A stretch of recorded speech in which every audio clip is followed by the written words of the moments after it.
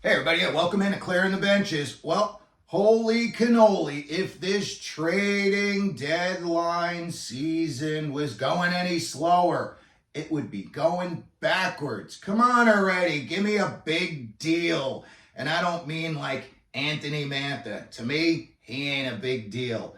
Maybe I'm wrong. Maybe the guy's going to be holding a Stanley Cup over his head in 2 months. I don't know. So anyway, let's get to our list today of these are the guys that have not been traded yet, and one of these guys very well could be holding a Stanley Cup over his head in just 2 short months from now. But before we get to that list, let's give a shout out to our sponsors over at SunshineGirlsAZ.com. They've got an awesome selection of hockey shirts, hockey hoodies, shirts and hoodies for guys, for gals, for kids. And when you find one that you like and you want to purchase it, put CTB10 in the code and you will get 10% off of your purchase. All right, let's get into it. There is a pretty thick list here of good players that are on the move. They are about to be moved. Jason Zucker was just held out of the lineup last night in the Coyotes-Blackhawks game for the infamous trade-related purposes. That's like a big Bill Armstrong saying last year. I think he invented it. And I think he may have patented it, and somehow he may be making money off of that. Because man, oh man, that Jacob Chikrin thing started it all. And now all of a sudden you've got guys being held out left and right for trade-related purposes. Anyway, let's get to the list here, okay? Top of the list, Jake Guentzel. The Penguins have got to decide if they are going to stand pat, plant their flag, and onward we go, or time to jump ship. And in my opinion, last off season, or whatever the off season was it 2 years already now? When they bought that Malkin on that 4-year deal, I thought, that's it. The Penguins are circling the drain. You just put too much weight on the boat, and eventually it's going to start taking on water, and it's going to tank. And as awesome as Sidney Crosby is and has been this year, oh my God, that guy still doesn't have enough in him to be able to power that team into the playoffs. So I think for sure Jake Guentzel is going to be traded. It's probably going to be a high-profile team. He's going to want an extension. He's going to want stability. I personally don't think any team is going to want to have to give up a bunch of assets just for a rental. So I see, again, we're 2 days away from the trading deadline. It seems like this year is really the year that like cap hits are, almost outweighing the player's potential to helping you win a Stanley Cup. Usually when teams wanted a guy, they just went out and got him. Now everything's like, oh, I'll call you when he costs 10 cents. Today he costs 12 cents. I don't want to pay the 12 cents. We only want to pay 10. I honestly think this year that is coming to light more than ever before. I know that we've had times in the past we have big, trading deadline day flurries. There's too many names out here for all this to be taking so long. I mean, these are very desirable names. You look at some of these guys, hell, if you put a team together with this, they would probably win 30, 40 games in the season. Again, I look at how long it's taken to get all these trades done. And I either think that there's guys out there that are saying, we're not paying what you want for these guys, and you will be stuck with that guy. And nobody wants a John Tavares situation like that happened out on the island where he just walked away and the Islanders got nothing for him. So, Jake Guentzel, in my opinion, the Penguins probably working 5 or 6 phones. I am sure teams like Toronto, Edmonton, Florida are all calling about Guentzel. Who couldn't use this guy's firepower in the playoffs? Everybody could. Jake Guentzel could very well be a guy in 2 months. He's wearing somebody else's uniform and he's getting sprayed with champagne. Adam Henrique, again, I go back to it all the time. The New York Rangers should already have traded for this guy. The second the Blake Wheeler injury happened, that just opened up a glaring hole for them on that bottom six. And Adam Henrique would be the perfect guy. He is a Ranger killer, but he played for the Devils for a long time. He knows how it goes in the Eastern Conference in the playoff times. The guy's having a great year for Anaheim this year. He and, Frankie Vatrano is the other big name, in Anaheim that people are talking about. But I think Henrique is going to be the guy that makes more of a splash. A, the team he goes to, and B, once he gets there, I think Adam Henrique is going to be a guy you're going to be hearing a lot of in the playoffs. Again, if I were the Rangers, I would have already traded for this guy. He is definitely what the doctor ordered, and I'm still hoping it happens. Next up, you got the Philadelphia Flyers, and they got the Walker-Sealer situation. I would not be surprised if the Flyers, you got Briere and Jones. I would not be surprised if they're trying to package these two guys to try to get a number one and a prospect, maybe two prospects, maybe some, draft picks. But I think that these two guys are going to get packaged together. I think teams that need help on the back end, and boy, oh boy, does it seem like a lot of teams have got a lot of scorers up front and they're deficient on the back end or in the goaltending department. I think either one of these guys getting moved is going to help whatever team they go to. But just because of their familiarity and just because the system that they're playing in right now, I don't know, I kind of feel like they're on the same, wavelength. I could see these two guys getting moved together. And again, it's not the first time you'll be hearing that. I'm sure you've heard that teams have tried to call saying, what do you want for both of these guys? So Walker and Sealer in Philly, again, they go to the right team, and that team has a big playoff push. Those guys could be holding the cup over their heads, in the middle of June. Frankie Vatrano out in Anaheim. We mentioned him real quick with the Adam Henrique thing. Frankie Vatrano, a couple of years ago, went to the Rangers at the deadline. He had a great postseason. He's having a big season this year. He's an all-star. I don't know if he's what the Rangers need right now. In my opinion, if I were the Rangers, I'd be going more after Tarasenko than I would be with Vatrano. But again, Vatrano's a guy, he has got an incredibly quick release on his shot. And again, teams that are in the playoffs, that go on a power play, and you're going to need to score on at least 50% of your power plays if you're going to be successful. And I think a guy like Frankie Vatrano, what do you think he would do in Edmonton? If swap him out for Connor Brown, and I think that would be, quite an uplifting experience for the Oilers. Next up, Vlad Tarasenko. Didn't work out in Ottawa. We've talked about it a bunch of times this year. They've been a dumpster fire. They're going to be a great story to watch. They're going to be one of my big stories. Them, the Coyotes. I just want to see what these teams that seem like they're in a little bit of disarray, how do they pull themselves out? How do they put the train back together on the side of the track and then get it back on the track and then get it moving? Vlad Tarasenko. Again, I think the Rangers, I think the Rangers are going to be very active. It may only be that they bring in one guy. Maybe they move out one guy.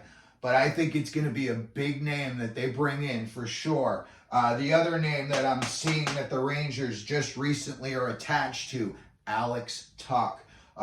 Tuch is a New York boy. He's from the Buffalo area. That's why, he didn't have any problem going from Vegas back to Buffalo. Go back to your hometown.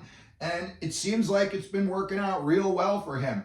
And as far as, the Rangers, the Oilers, the Maple Leafs, Florida, that guy would really do well in any one of those situations. He for sure is a guy that when he goes over the boards, you know exactly what you're getting at every shift. That guy is going to be defensively responsible. He's going to be a good forechecker. Obviously, he knows how to score. Just the fact that he's been, that Vegas had a lot of Stanley Cup pedigree before they even won a Stanley Cup. So Alex Tuch, and again, I could see him going to another big high-profile name, a team like the Red Wings. There's a lot of teams out there that still need to fill little holes to go into the playoffs feeling good about themselves. This guy right here, Pavel Buchnevich. I'm not going to say that of all of these guys on this list, he's the most talented, but I would say right now where he's at in his career, him and Gensel are probably to be the two biggest names on this list. Pavel Buchnevich is a guy that, as a Ranger fan, I saw up close and personal for a long time. He's a good hockey player, and I could see him going to a good team and really excelling, scoring goals, doing what you bought him in to do. I could really see a guy like Buchnevich shining in the right situation. And it doesn't always have to be, Edmonton, one of those. I could see a team like Tampa Bay going after him and it really helping them out. I think him, Gensel, any one of these guys could get hot and surprise everybody and, go on to be the MVP of the playoffs. Buchnevich is one of those guys.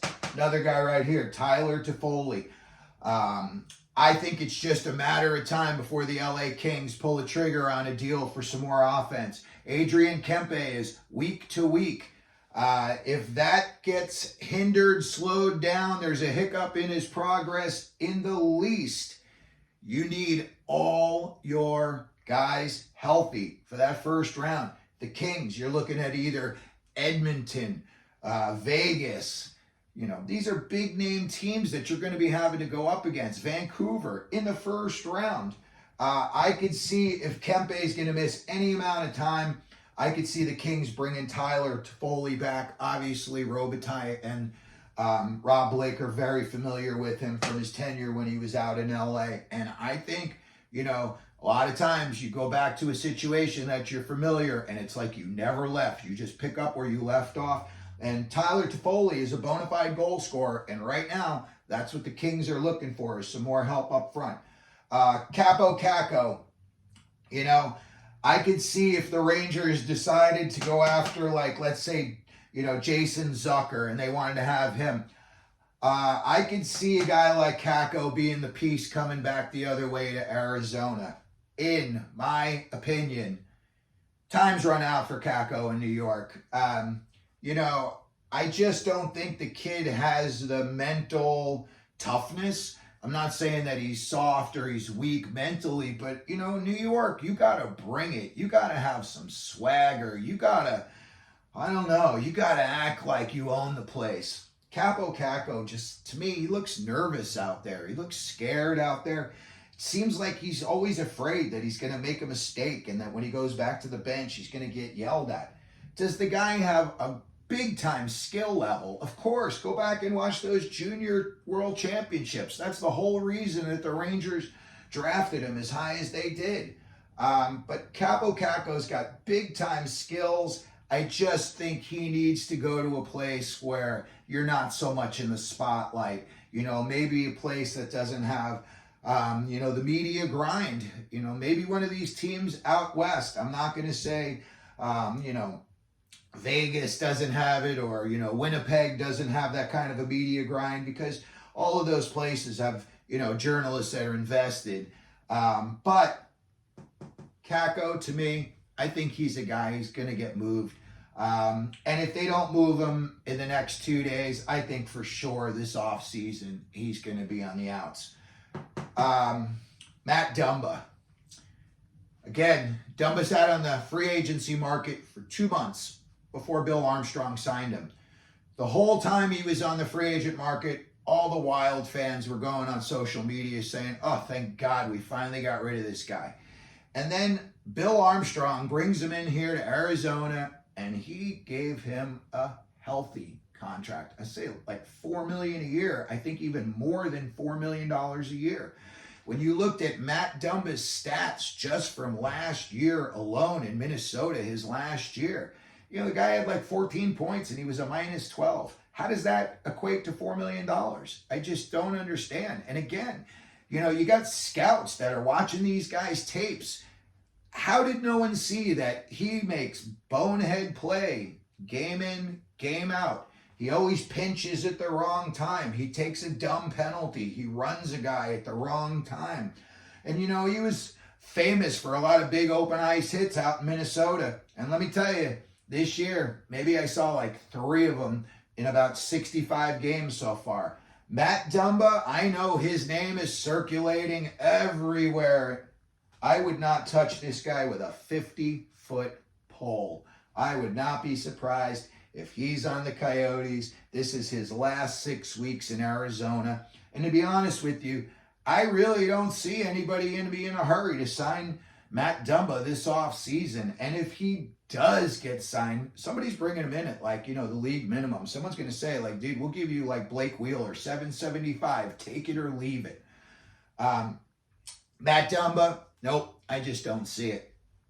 Jason Zucker, you know, a lot of people know him from his time in Minnesota. Everyone knows him from his time in Pittsburgh. This is a team-first guy. If Jason Zucker were 6'3", he would be a menace to society. This boy loves to play hockey the right way. This guy stands up for his teammates. He makes the right play offensively. Rarely does he get caught up ice, you know, on a bad mistake. He's always tracking his guy well. I think Zucker, as a Ranger fan, if they were to not get Henrique, I would say Zucker's next up on my wish list. This guy, first of all, he can play with any playoff team. Another guy in the Coyotes that's having a really good year that I think a lot of people in Toronto might be going, man, where was this when he was here? Alex Kerfoot. That guy, if he were to get traded the next couple of days, would not surprise me. And that would be teams calling saying, we want that guy. Jason Zucker, I think he could go to a number of teams. He's played in the East, he's played in the West, and he was successful, you know. So I think him going to a team, the Bruins, you know, Tampa Bay, a team that's already got something and they just need a guy to fill the hole. You know, Tanner Jeannot, I think Tampa Bay thought was going to be that guy, and it just hasn't worked out. Let me tell you, if they got Jason Zucker, I think it would work out. So Zucker's definitely a guy I know is going to get moved in the next couple of days. Everybody's looking for a goalie. Everybody needs a goalie. If you already have a goalie, come playoff time, you need 2 goalies. The other day, I saw something that said Linus Ullmark might be on the move. I was a little surprised to see that. I guess he's a UFA after the season, and they've got more trust in Swayman in Boston. But I'll tell you what, right now, you could probably get a decent haul for him. I'm sure they could probably get a first-rounder for one of these teams that's desperate to not watch their team go down the drain. Jacob Markstrom, I just watched him the other night in that game against Seattle. He makes some incredible saves in that game.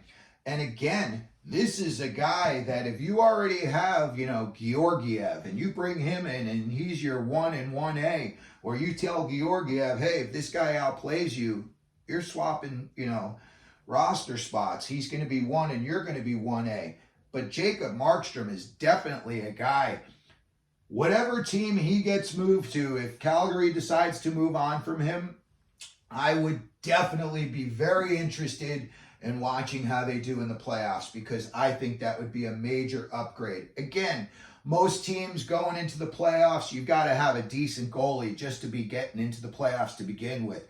But you add a guy like Jacob Markstrom, and that could really, really put your team over the top. So that's my list of guys that I think, you know, could, get traded in the next couple of days. But I could see definitely one of these guys hoisting a Stanley Cup in the next couple of months. So let me know what you think. Go on down to the comment section. Let me know if there's a guy that we didn't talk about today that you think is going to get traded, could help the team he gets traded to win the Cup.